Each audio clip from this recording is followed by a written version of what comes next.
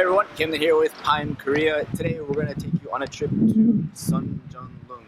It is a UNESCO heritage site which contains 3 tombs of 2 of them kings and 1 queen that was established in 1495 and became an official UNESCO site in 2009. So let's go on in.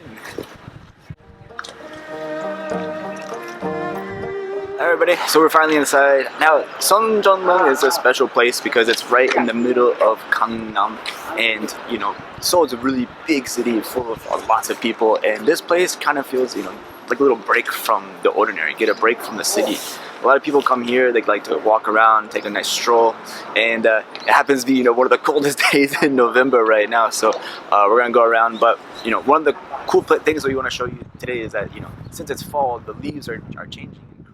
Is known for its 4 distinct seasons. So in fall, all the leaves remain changing, and we want to take you around and show you this really awesome, UNESCO site, and also take a look at some of the nature. So let's go down this way, and then we're gonna go see the very first tomb of King Seonjeong. Let's go.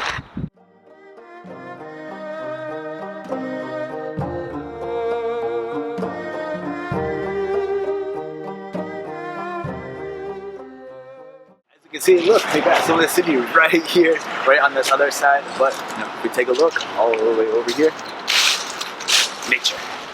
What a beautiful. Got some of the freshest air in the city of Seoul. So I like to take a stroll along this route. I have a little small dog of myself, and whenever we go for walks, we like to walk along this whole area. We meet many friends, lots of other dogs, so it's a nice place. So let's get going. Guys, before you go to the first tomb, you can come to this area right here, which they provide a lot of history of the Seonjeongneung area. So if you come to this first stop in this area, they have a lot of history information. You can go inside these beautiful Korean architecture, these old buildings right inside, and let's go walk right in.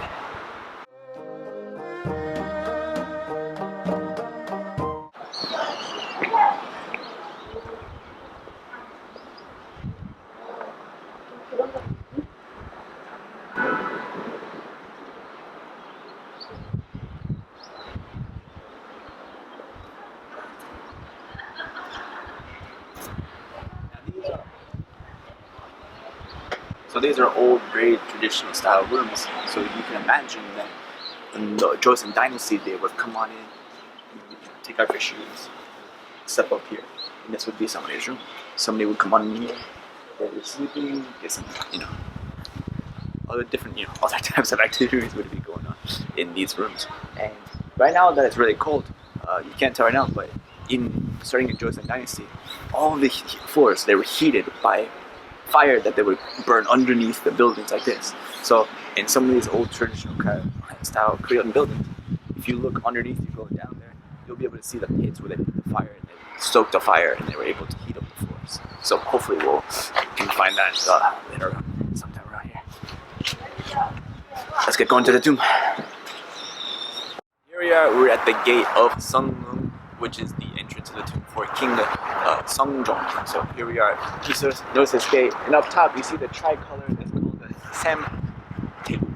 And that's where the colors of our channel come from, the Korean national colors, which you have red, blue, and yellow.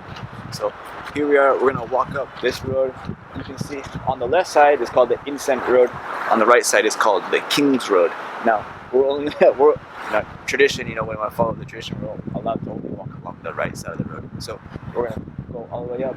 This is the entrance place. This is a temple where priests would come and do their prayers before ascending up to the actual temple, the actual tomb itself. So let's go down this way.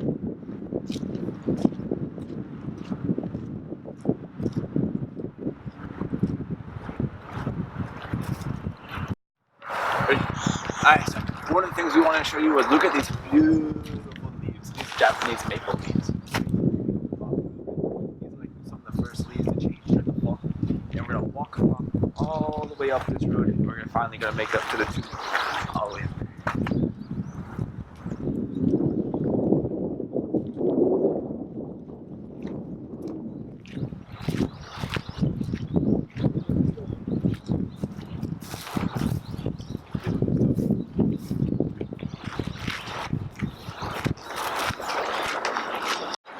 Here we are at Seonjeongneung, the tomb of King Seonjeongneung. So if you look, you can notice up on this hill where it's headed, the tomb is headed up on this giant hill. You can see a whole bunch of the city's landscape.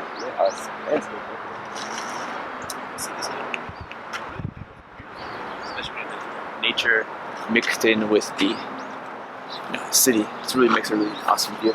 And before we get to the tomb, you can notice here, you see these little statues, you see these horse statues, these human statues. These are the king's knights and knights' horses protecting the tomb. And as you go all the way more on up, this round dome is the actual tomb of the king. Other things you might notice which are surrounding the tomb, you see these other different animal statues. These are the other animals, native to Korea, that are protecting the king from the spirits.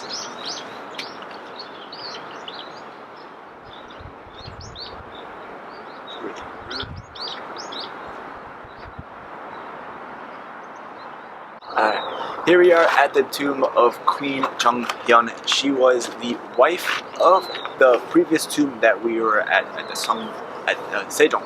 So we were previously at that tomb over there, and you can notice that the tomb is completely, almost very similar to her husband's tomb, where you have the horses and knights guarding everything, and she's also buried in a similar fashion. In the Joseon Dynasty, a lot of the kings were buried this way, and it also dates back way back, even more from the Joseon Dynasty, of how kings and queens were buried, how royalty was buried after they passed away.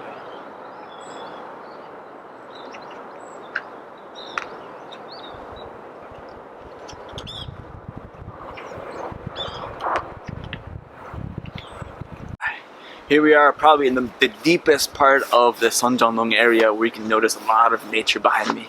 It's really beautiful. It doesn't even feel like you're in Seoul anymore.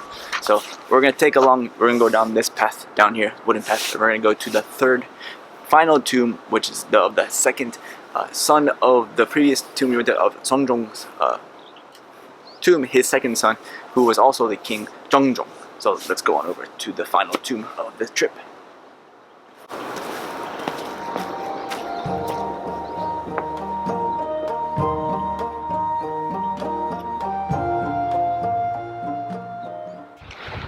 Alright guys, here we are at our final tomb, and this is the third tomb of the second son of the previous king that we saw, of Seonjeong. So Seonjeong's second son, Jungjong, was also king of Korea during the Joseon Dynasty, and he actually was not originally buried in this spot. He was moved from his previous burial spot to here on the request of his wife, to bring him over here closer to his dad's resting spot. Now this is the biggest of and most elaborate of the actual tombs. It will look very similar, but the area is a lot bigger. So similar to the Seonjeong's road, you see you have the gate. This is called the Spiked Gate. Also has a Santubi. And we're gonna go on up and hopefully see the tomb. Let's go.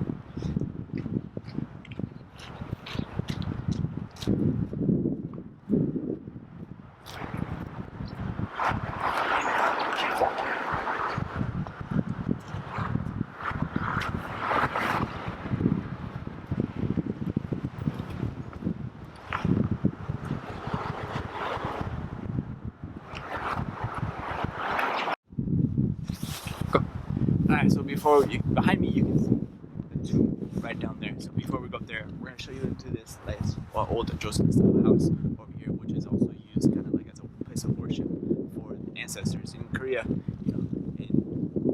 worshiping of ancestors, giving thanks and giving offerings is still a very huge part of the culture in Korea. So in this area, especially on during places like Seonjeong or Chuseok, they'll come here and they'll still give offerings, give thanks to the previous kings of Korea for everything they have all provided. So let's go take a look inside where they do these ceremonies.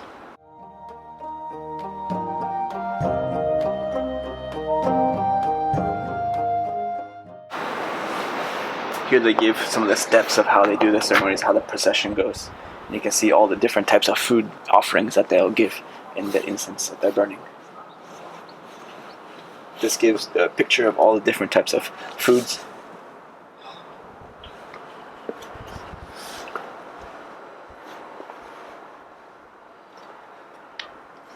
And inside, here you can see the tables where the priests will come on in, give their offerings, give their thanks. And you can see directly behind is the tomb, back there. Another interesting part is if you take a look up onto the roof, the ceilings, see how colorful painted it is? This was a tradition within these houses of royalty to paint the interiors and exteriors of brightly colored pictures.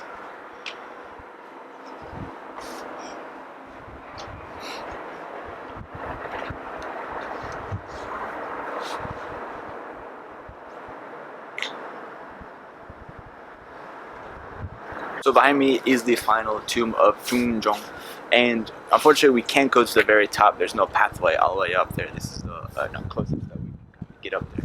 But it's really impressive. As you can tell, you can take a look around. We'll show you a view around of this nice, open, beautiful area of this little sanctuary in the middle of downtown Seoul of Seonjeongneung. So when you're in Seoul and you want to take a break from the city life and get some nice nature, come here, come visit, take in the fresh air, and enjoy. Come to Seonjeongneung, next to, between Seonjeong Station and Seonjeongneung Station. Very easy. So I'll see you next time on Pine Korea.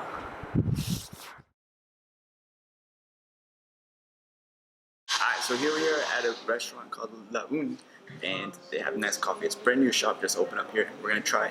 Apparently the chefs were accredited by Le Cordon Bleu in Paris, so they went to Paris and learned how to cook bake the bread and bake the pastries, and so let's try it out. Here I ordered a iced latte. Let's see how it goes. Looks really pretty.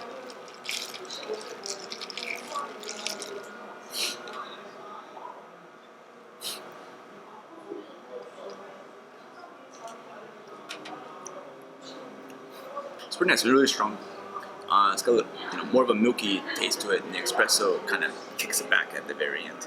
And we ordered 2 different types of bread. We have one marble cake and then one pistachio cake. Let's see how it is.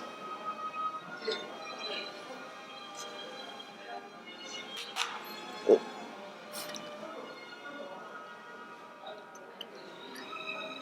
Whoa.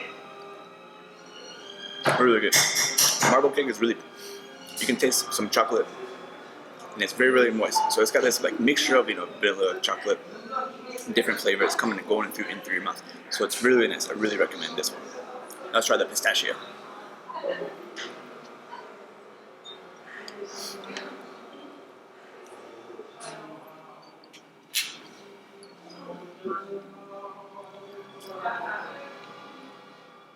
Still very moist. The flavor of pistachio, the nutty flavor, isn't really too clear into it, but I still recommend it. So get both of these when you come to Laun, next to the Seonjeong Station and right next to the Seonjeong UNESCO Park.